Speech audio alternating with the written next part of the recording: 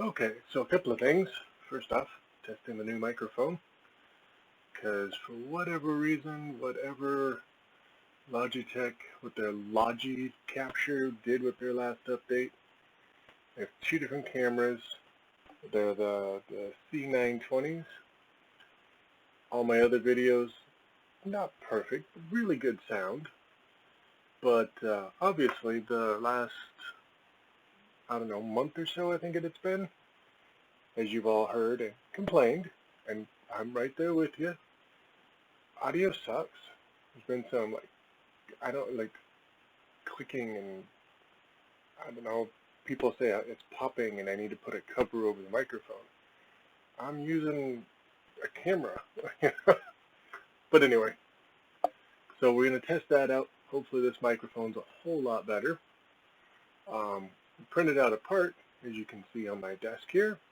It's actually smaller than I expected, but we'll come back to that. What it is it's a screwdriver bit wall mount made by Sachs, and he uploaded it on August 24th, 2017. Yeah, the 18th. So he's got three different bits in there, or three different styles: 6.35 millimeter, 4 millimeter, and screwdriver bit.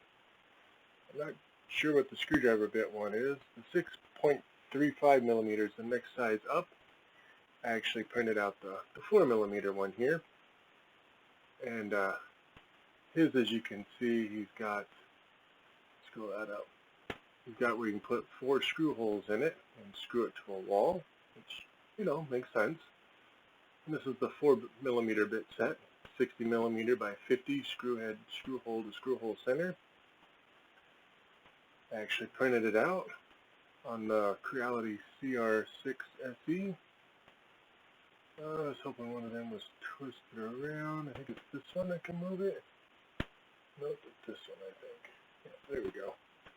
So this is what it was, or is.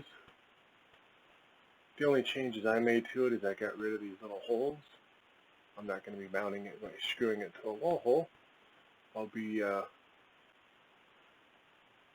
using the sticky tape, two-sided tape here on the back side, stick it to the wall.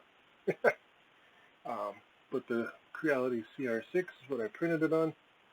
Nice and smooth. I'm using the fluorescent blue so you can see the infill in there. You can see it on the sides. I'm not sure if I like that or not. Probably won't be doing that too much. But anyway, printed out the holes perfectly. There's 10 in each row, 3 rows, so 30 holes.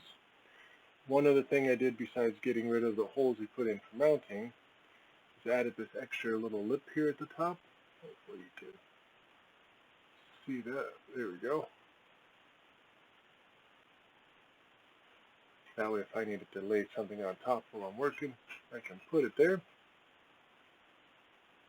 Not a big deal, but that's all I added to it. Otherwise it's pretty much his print. And the reason we did that, yeah, as you can see, my old case is pretty worn.